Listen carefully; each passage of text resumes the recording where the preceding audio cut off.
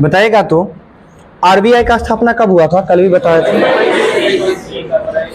1 अप्रैल 1935 को हुआ था, सही है। आगे बताना है कि सामान्य शब्द जो है भू संतुलन जो है इसको किसके द्वारा दिया गया था। भू संतुलन शब्द बोल रहे हैं, शब्द जो है किनके द्वारा दिया गया था, ये 1882 में दिया गया था और किनके द्वारा, ये इंपॉर्टेंट है, तो क्लेरेंस डक्टन के द्वारा दिया गया था। किनके द्वारा, क्लेरेंस डक्टन के द्वारा जो है भू संतुलन शब्द दिया गया था 1882 में। हाँ, क्लेरेंस डक्टन, क्या हुआ, 1882 क्लेरेंस डक्टन। चलिए बताइएगा पंपास जो है कहाँ का घास स्थल है, ठीक है, कहाँ का हो जाएगा, दक्षिणी अमेरिका का हो जाएगा, ठीक है। बताइए वेल्स कहाँ का है, वेल्स अफ्रीका का हो जाएगा, अफ्रीका के शीतोष्ण घास स्थल जो है वेल्स है, और अफ्रीका के उष्ण घास स्थल को सवाना बोलते हैं, सही है। आगे बताइए डाउन्स कहाँ का हो जाएगा, ऑस्ट्रेलिया का हो जाएगा, सही है। सेल्वास बताइएगा, सेल्वास दक्षिणी अमेरिका, ठीक है, दक्षिणी अमेरिका, ठीक है। वे पंपास को जो है किस देश का हृदय कहा जाता है, अर्जेंटीना का हृदय किसको कहा जाता है, पंपास को कहा जाता है, सही है। कौन सी, सेल्वास देश में प्रॉपर आएंगे तो ब्राजील हो जाएगा, ठीक है, लेकिन दक्षिणी अमेरिका के अंतर्गत है। आगे आपको बताना है राजा जी टाइगर नेशनल पार्क जो है किस राज्य में, उत्तराखंड में, इसका पुराना नाम क्या था,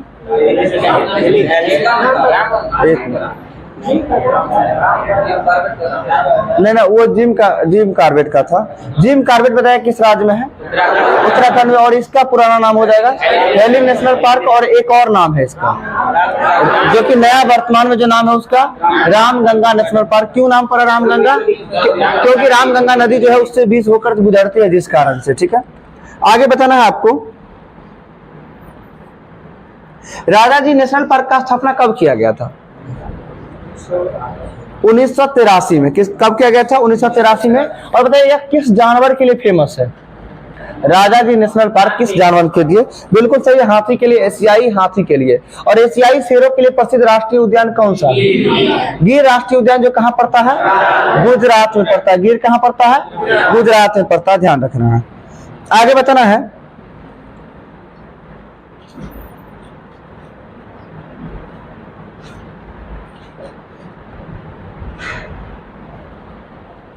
बताइएगा भारतीय रेलवे की सबसे पुरानी ट्रेन जिसमें से जो है एक हावड़ा कालका मेल का नाम बदलकर क्या रखा गया है, ये करंट अफेयर्स में पढ़े होंगे। जी बिल्कुल सही है, नेताजी सुभाष चंद्र बोस, यानी नेताजी एक्सप्रेस के नाम से इसे जाना जाता है। नेताजी एक्सप्रेस किसका, हावड़ा कालका एक्सप्रेस का नाम नेताजी एक्सप्रेस कर दिया गया है। आगे बताना है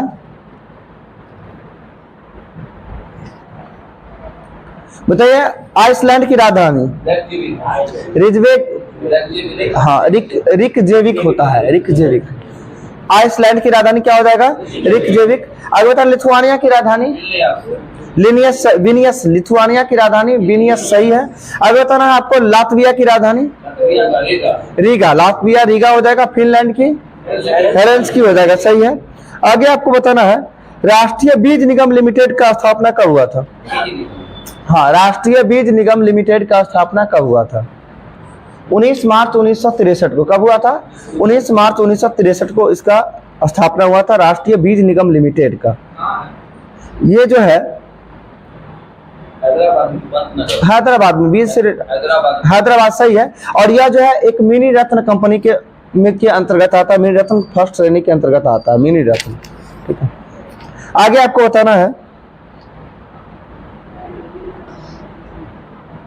शारदा या शारदा लिपि जो है ये क्यावीं शताब्दी के आसपास में जो है उभरा था, यानी कि जो ब्राह्मण परिवार के जो है ये लेखन प्रणाली के रूप में उभरा था। 8वीं शताब्दी हो जाएगा, शारदा लिपि कब हो जाएगा, 8वीं शताब्दी। आगे बताना है आपको राजराजेश्वर मंदिर का निर्माण किस शासक के द्वारा करवाया गया था, किसके द्वारा, राजा चोल के द्वारा करवाया गया था, यानी राजराज प्रथम के द्वारा करवाया गया था। आगे आपको बताना है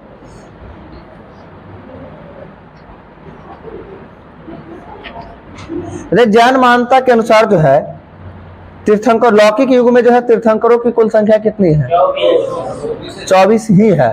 ठीक, इसमें सिर्फ क्वेश्चन में थोड़ा सा भाषा ऐड कर दिया गया है, बाकी वही है कि जैन तीर्थंकरों की संख्या कितनी थी, 24 थी। और ऐसे जैन मान्यता के अनुसार प्रत्येक लौकिक युग में जैन तीर्थंकरों की संख्या कितनी है?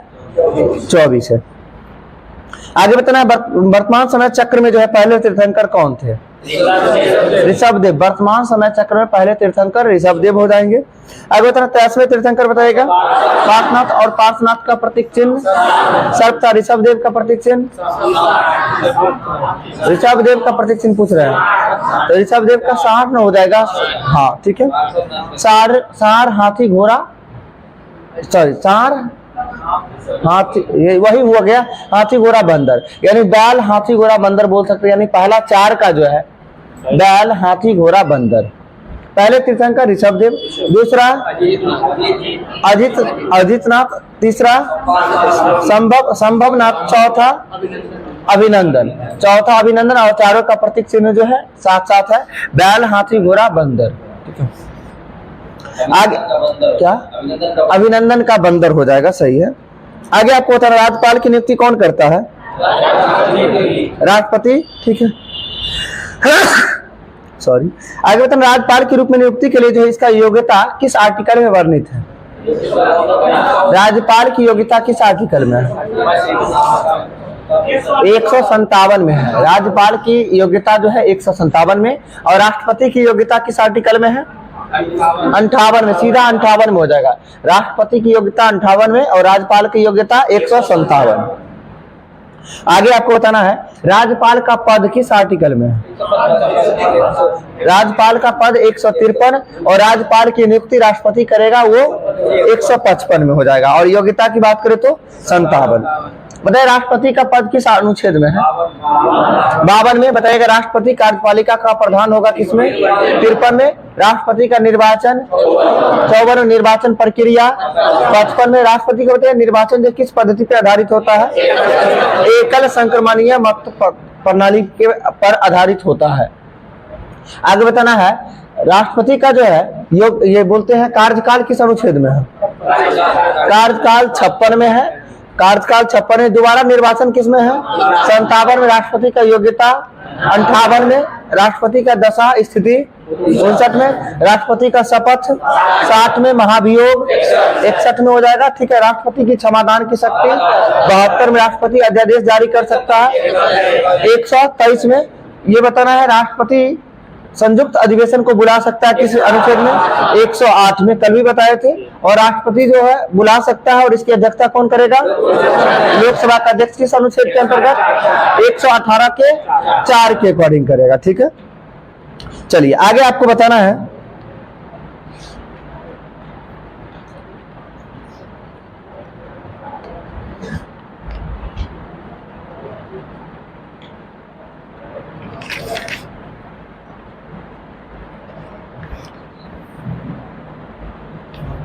बताइएगा दूसरी पंचवर्षीय योजना का कार्यकाल कब से कब तक है? 56 से कब हुआ था दूसरी पंचवर्षीय योजना? मतलब किस मॉडल पे आधारित था? पीसी महालनोबिस मॉडल पर आधारित था दूसरी पंचवर्षीय योजना। पहला आप बताइएगा 51 से 56 और किस मॉडल पर? एचडी मॉडल बोलते हैं, यानी जिसे हेराल्ड डोमर मॉडल पे आधारित था पहला। दूसरा पीसी महालनोबिस हो जाएगा। आगे आपको बताना है भिलाई और दुर्गापुर और राउरकेला स्टील संयंत्र का स्थापना क्यामी पंचवर्षीय योजना में?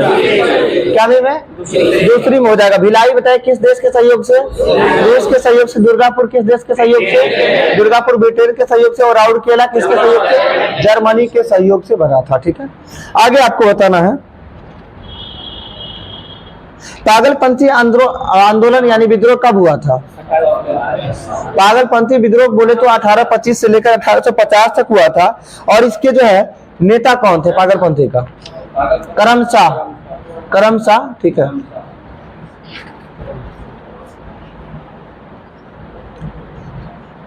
बताइएगा NW1 जो है किसको किसको जोड़ता है? इलाहाबाद से हल्दिया को जोड़ता है। NW2 बताइएगा सादिया से धुबरी पट्टी। NW3 बताइएगा कोल्लम से कोट्टापुरम। और NW4 काकीनाडा से मरक्कानम। NW5 कल्चर से धमरा। और NW6 लखीमपुर से भांगा। बताइएगा टोटल राष्ट्रीय जलमार्गों की संख्या कितनी है?